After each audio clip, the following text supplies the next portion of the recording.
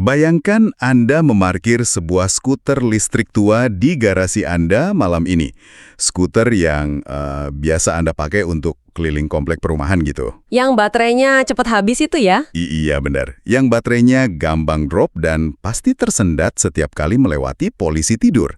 Nah, lalu saat Anda bangun besok paginya dan buka pintu garasi, skuter itu tiba-tiba hilang. Wah, dicuri dong. Bukan dicuri. Sebagai gantinya, di tempat yang sama, terparkir sebuah Tesla model terbaru lengkap dengan sistem otonom dan mesin yang siap digeber di jalan tol antar kota. Itu perbandingan yang sangat drastis sih sebenarnya. Sangat drastis.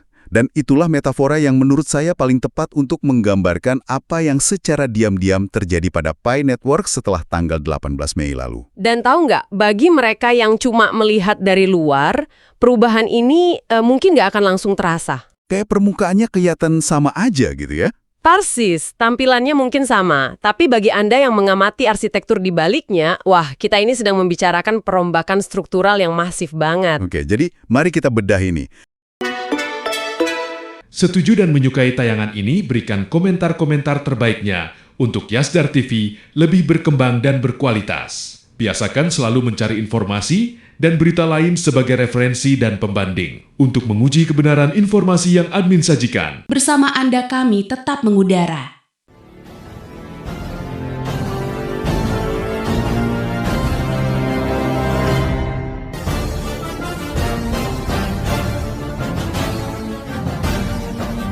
Pi Network, Pi One Ear, GCV 314159.พวกเรารอ Pi Network Pioneer GCV 459 Hari ini kita punya setumpuk catatan teknis yang sangat menarik mengenai pembaruan Pi Network ke protokol V.23. Yang mana itu adalah transisi yang sangat krusial. Sangat krusial. Dan misi kita dalam sesi eksplorasi mendalam kali ini bukanlah untuk membacakan barisan kode komputer atau bikin Anda pusing dengan jargon teknis. Iya, kita nggak akan melakukan itu. Nah, misi kita hari ini adalah membongkar mengapa dokumen ini mendeskripsikan pembaruan ini bukan sekedar tambalan rutin. Ini bukan patch keamanan biasa. Bukan cuma update aplikasi di HP yang tinggal klik gitu ya? Sama sekali bukan. Ini digambarkan sebagai sebuah metamorfosis total dari proyek berskala kecil menuju manajemen bisnis raksasa. Kalau kita membaca yang tersirat dari catatan-catatan teknis ini, V.23 ini ibarat garis demarkasi yang sangat jelas. Garis pemisah gitu. Ya, ini adalah momen definitif, di mana sebuah sistem berevolusi dan dipaksa keluar dari fase pengujian. Di fase pengujian itu kan kegagalan masih bisa ditoleransi ya. Wajar lah ya, namanya juga ngetes. Bener, kalau sistem berhenti bentar, ya itu bagian dari eksperimen. Tapi begitu Anda bertransisi ke jaringan nyata yang memproses nilai nyata untuk jutaan orang, toleransi untuk kegagalannya jadi nol. Tepat sekali, nol besar. Nah, mari kita mulai dari fondasinya dulu. Karena sebelum kita bahas seberapa cepat mesin Tesla baru ini bisa melaju, kita harus lihat dulu di mana kendaraan ini berpijak. Kecepatan kan nggak ada artinya tanpa keamanan. Setuju, fondasi itu yang utama. Sumber, kita pakai analogi yang sangat membumi di sini. Mereka menyamakan pembaruan ini dengan proses memperkuat fondasi rumah Anda dan menambahkan pintu keamanan yang jauh lebih baik. Pintu baja gitu ibaratnya. Ya. Nah, bagi pendengar kita yang mungkin berpikir ini cuma sekedar update biasa, saya ingin kita menggali mekanismenya. Kita tahu Node itu tulang punggung jaringan. Bener, Node yang memverifikasi semuanya. Dokumen ini nyebutin kalau di versi sebelumnya, Node-Node ini rentan crash atau rusak saat ada beban tinggi.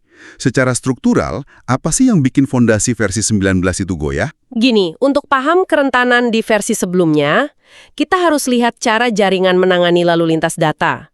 Di fase pengujian, komunikasi antar node itu seringkali nggak dioptimalkan untuk menangkis lonjakan permintaan yang ekstrem. Lonjakan ekstrim ini maksudnya dari pengguna asli atau dari peretas? Bisa dua-duanya. Bisa lonjakan organik karena jutaan pengguna transaksi barengan, atau lonjakan artifisial dari serangan sengaja.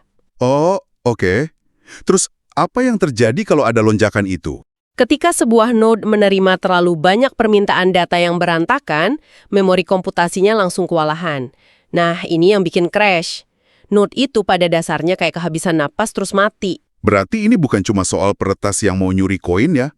Ini lebih ke masalah kapasitas. Betul, masalah kapasitas sinkronisasi.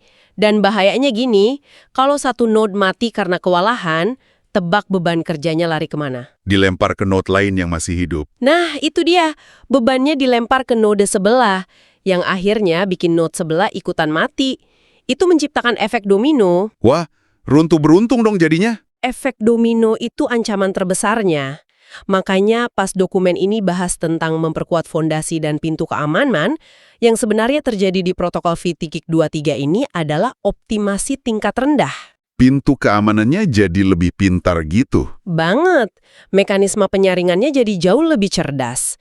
Sistem sekarang bisa membedakan mana lalu lintas transaksi yang sah dan mana data sampah yang cuma membebani. Jadi data sampahnya dibuang sebelum sempat masuk rumah. Tepat. Dibuang sebelum sempat memakan memori node. Hasilnya, node tetap anteng dan stabil meskipun di luar jaringan lagi dihantam badai permintaan. Oh, wow. Saya suka banget penjelasan Anda, karena stabilitas tingkat fondasi ini jelas mengubah segalanya. Kalau rumahnya udah aman dan node gak gampang rubuh, barulah kita bisa injak pedal gasnya. Baru kita bisa ngeluarin Teslanya dari garasi. Nah, masuk ke analogi kendaraan tadi. Catatan ini secara eksplisit mengibaratkan versi lama kayak skuter listrik. Cuma muat 1 atau 2 orang, pelan, jangkauannya pendek. Infrastruktur yang sangat terbatas. Terus kita disuruh membayangkan perpindahan drastis ke model Tesla di V.23. Baterai lebih oke, akselerasi super cepat, dan yang paling ditekankan, bisa memuat banyak penumpang. Ini poin tentang throughput dan skalabilitas. Ya, dokumennya bilang nggak ada lagi lag saat kirim Pi atau pakai aplikasi. Jadi, apa sebenarnya makna memuat seluruh penumpang dalam satu mobil ini buat pengguna sehari-hari? Mari kita lihat dari sisi efisiensi konsensusnya. Di sistem skuter lama, transaksi diproses secara linier, kayak antrian panjang yang kaku banget. Satu persatu gitu prosesnya. Iya, atau dalam kelompok yang sangat kecil. Kalau ada 100 orang mau transaksinya divalidasi, sistem harus selesain satu persatu sebelum lanjut ke antrean belakang. Oh, pantesan lama. Waktu tunggu node untuk sepakat atas transaksi itu yang bikin lag atau latensi tinggi buat pengguna yang lagi buka aplikasi di HP mereka. Berarti kalau saya ngerasa aplikasinya lemot, itu belum tentu internet saya ya? Sama sekali bukan internet Anda, itu karena transaksi Anda masih tertahan di ruang tunggu virtualnya jaringan. Sah sih transaksinya, tapi belum distempel. Paham. Terus apa yang dilakukan V.23 buat ngatasin ini? V.23 ini melebarkan ruang pemrosesan itu secara ekstrim. Alih-alih satu persatu, node sekarang bisa mengemas ribuan transaksi ke dalam satu muatan data sekaligus. Wah, langsung diborong semua. Diborong dan diverifikasi secara serentak. Makanya dibilang memuat seluruh penumpang dalam satu mobil. Jaringan sekarang punya kemampuan bawaan buat menangani volume tinggi di saat yang bersamaan tanpa hambatan. Ini implikasinya gila sih buat ekosistem aplikasi. Bayangkan kalau saya ini developer ya. Saya bikin aplikasi media sosial di jaringan ini. Pasti butuh kecepatan kan? Banget. Kalau tiap kali pengguna ngeklik sesuatu dan butuh 2 menit buat dikonfirmasi, aplikasi saya pasti mati sebelum berkembang. Orang zaman sekarang mana punya kesabaran nunggu loading 2 menit? Itu poin yang super krusial. Kecepatan dan throughput tinggi ini bukan cuma sekedar angka buat dipamerin di presentasi. Ini syarat mutlak untuk bertahan hidup. Betul. Blockchain nggak bakal bisa jadi bisnis besar kalau nggak bisa bersaing sama kecepatan respon server Web 2 tradisional. V.2 ini pada dasarnya ngejembatani desentralisasi sama pengalaman instan. Menarik. Anda barusan nyebut Web 2 tradisional, dan ini ngebawa kita ke bagian yang paling memancing pikiran dari catatan kita hari ini. Soal fitur cerdasnya ya? Iya, karena Tesla itu kan bukan cuma soal seberapa cepat dia ngebut. Mobil ini terkenal karena otaknya, sistem otonomnya. Dan ternyata kecepatan transaksi tadi itu cuma infrastruktur dasar untuk fitur yang jauh lebih pintar. Ada banyak hal baru yang ditambahkan di sini. Dokumen kita menyoroti dukungan kontrak pintar atau smart contracts, sinkronisasi yang lebih oke, dan, nah ini yang paling bikin saya penasaran, KYC terdesentralisasi. Verifikasi identitas di atas blockchain. Benar. Tapi gini, saya mau ngasih sedikit dorongan kritis di sini. Seringnya, kalau teknologi jadi makin kompleks atau pintar, kendalinya malah ditarik ke pusat. Karena lebih gampang diatur ya? Iya kan? Ngumpulin KTP atau paspor jutaan pengguna ke satu server raksasa, itu jauh lebih murah dan gampang secara operasional. Tapi dokumen ini nekenin banget kalau proses verifikasi identitas ini dilakukan langsung di blockchain, supaya lebih adil. Memang terkesan repot sih di awal. Kenapa harus repot ini? Kenapa repot-repot mendesentralisasi proses identitas yang rumit ini? Ini memunculkan satu pertanyaan penting. Secara administratif, bikin satu database raksasa itu emang gampang. Tapi kita harus balik ke filosofi kenapa blockchain ini ada dari awal. Untuk menghilangkan kontrol terpusat. Tepat, menggunakan server terpusat buat verifikasi identitas di jaringan yang katanya terdesentralisasi itu sebuah kontradiksi yang sangat bahaya. Karena ujung-ujungnya jadi ada pihak yang mengendalikan pintunya ya. Bukan cuma itu namanya menciptakan single point of failure atau titik kegagalan tunggal. Kalau KYC dipegang satu entitas terpusat, entitas itu punya kuasa absolut buat nentuin siapa yang boleh masuk dan siapa yang ditendang. Wah, bisa ada sensor dong ya? Pasti, mereka bisa ngeblok pengguna dari negara tertentu sesuka hati. Atau yang lebih ngeri, kalau server pusat itu diretas. Data KTP jutaan orang bocor semua dalam semalam. Persis. Makanya dengan KYC terdesentralisasi, beban verifikasi itu disebar ke seluruh jaringan lewat kriptografi. Nggak ada satu perusahaan pun yang pegang kunci emas ke database identitas global. Oh, ini yang dimaksud dengan lebih adil di dokumen tadi. Betul, karena menyingkirkan bias atau monopoli otoritas tunggal. Ini pergeseran filosofis menuju Web 3 sejati. Luar biasa. Jadi ini kayak mengawinkan identitas di dunia nyata dengan sistem tanpa kepercayaan atau trustless system. Dan kalau dipadukan dengan smart contracts di V.23, Dampaknya bakal luar biasa buat utilitas nyata. karena kontrak pintar itu kan cuma kode ya, dia bakal mengeksekusi otomatis. Tapi kode ini nggak akan berguna buat bisnis besar kalau nggak tahu yang bertransaksi itu manusia asli atau bot. Analisis yang tajam. Ekonomi Web 3 nggak akan jalan kalau masih numpang di arsitektur Web 2 buat ngecek KTP. Sekarang, developer bisa bikin aplikasi keuangan atau asuransi yang tahu pasti mereka berurusan sama manusia unik tanpa pernah naruh data pribadi itu di server pusat. Ini benar-benar fondasi yang kokoh.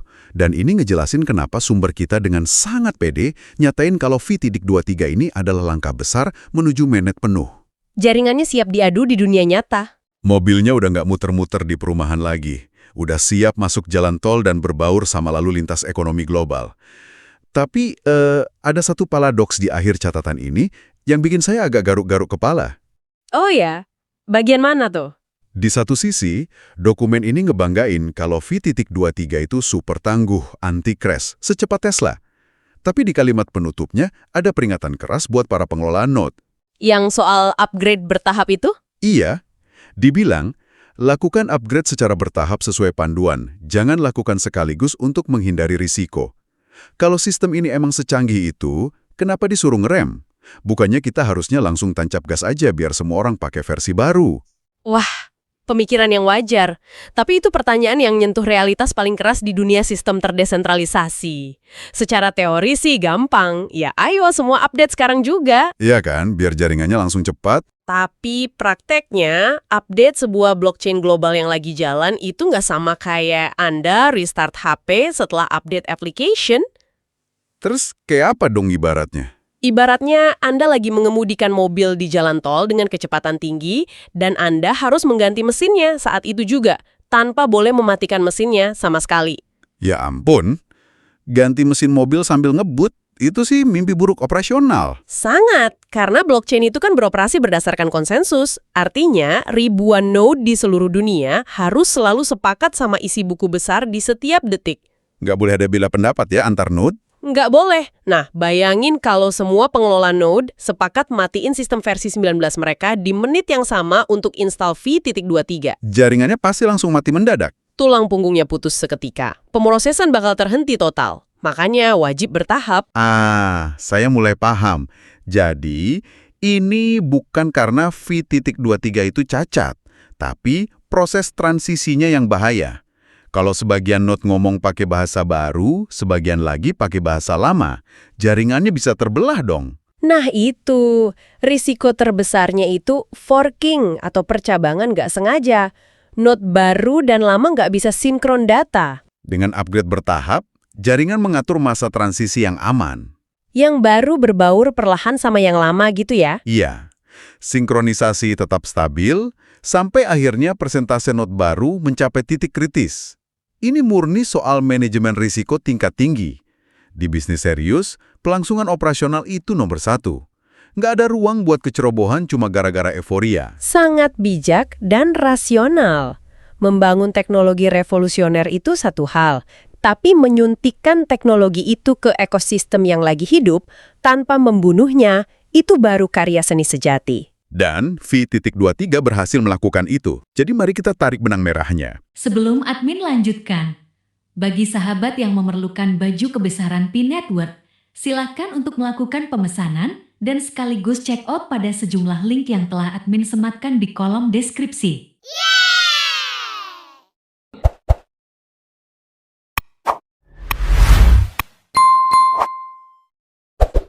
Hari ini, kita udah lihat bagaimana protokol V.23 pasca 18 Mei ini adalah perombakan total. Dari skuter ringkih berubah jadi mesin kelas dunia. Fondasinya kuat, kecepatannya maksimal. Benar.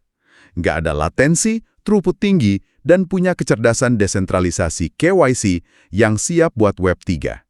Ini bukan lagi fase pengujian, ini persiapan mainnet penuh. Transisi yang matang secara teknologi dan eksekusi. Tapi, sebelum kita akhiri diskusi kita, ada satu pemikiran yang ingin saya lempar untuk Anda, para pendengar. Dokumen kita nyebutin bahwa jaringan ini resmi lepas dari roda pelatihnya dan menjadi blockchain dunia nyata.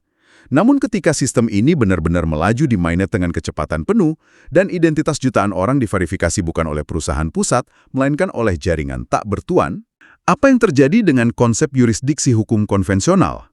Di dunia Web 2, kalau ada masalah, pemerintah tahu server mana yang harus disita atau CEO mana yang harus dipanggil ke pengadilan. Tapi di ekosistem Web.23 yang otonom ini, otoritas hukum mungkin bakal kebingungan. Apakah dunia bisnis dan hukum kita benar-benar siap berhadapan dengan entitas raksasa yang tersebar di mana-mana, namun tidak berpusat dimanapun ini? Sesuatu untuk Anda renungkan sambil kita semua melihat masa depan Web 3 terbuka di depan mata. Terima kasih telah ikut membedah materi ini dengan antusias hari ini. Sampai jumpa di sesi eksplorasi kita selanjutnya. Demikian sahabat Yasdar, semoga tayangan ini bermanfaat. Pertahankan semua aset digital yang sudah kita miliki, yang sudah kita menambangnya bertahun-tahun lamanya. Jangan mudah terprovokasi, mudah tergembosi sejumlah pihak yang tidak bertanggung jawab, yang dengan memanfaatkan setiap celah kelemahan kita, para pioner yang pastinya akan merugikan nasib kita ke depan. Biarkan semua kebisingan senantiasa selalu meramaikan akun sosial media yang kita punya. Kita tetap di jalur, tetap semangat, tetap optimis, tetap bersyukur. Tetap mengambil semua peluang dan potensi baik yang ada hari ini untuk menjemput masa depan yang lebih baik. Salam petir. Jeder, jeder, jeder. Wassalamualaikum warahmatullahi wabarakatuh.